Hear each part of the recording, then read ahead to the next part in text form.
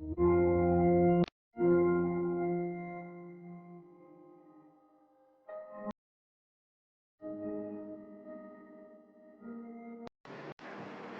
আলাইকুম এভরিওয়ান, কেমন আছেন আপনারা সবাই?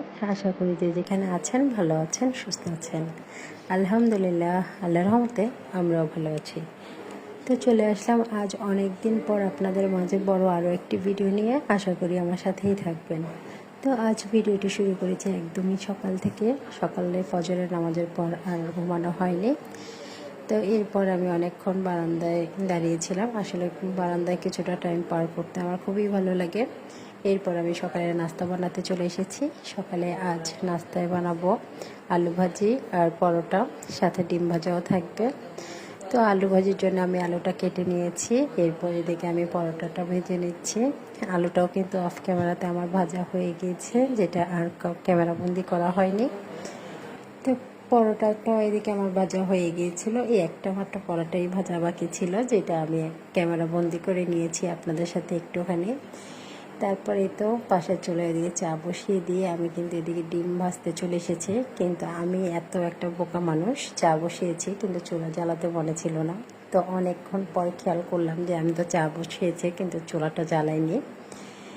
তো এই তো এদিকে আমার সকালের নাস্তাটা রেডি হয়ে গিয়েছে। তারপর আমি আমাদের সবার জন্য একসাথে নাস্তা নিয়ে নিয়েছি।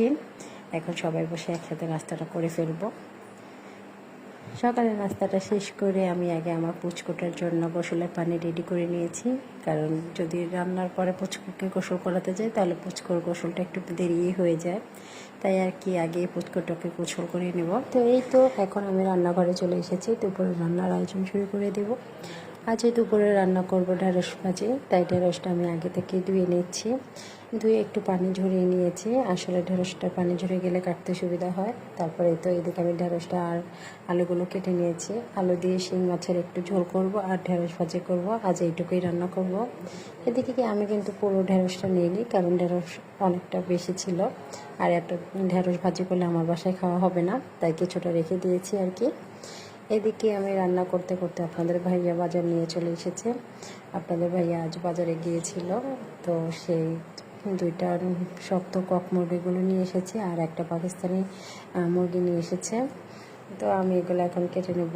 আর এই মুরগিগুলো কাটতে আমার খুবই বিরক্ত লাগে, কারণ এগুলো অনেক বেশি শক্ত, আপনারা জানেন।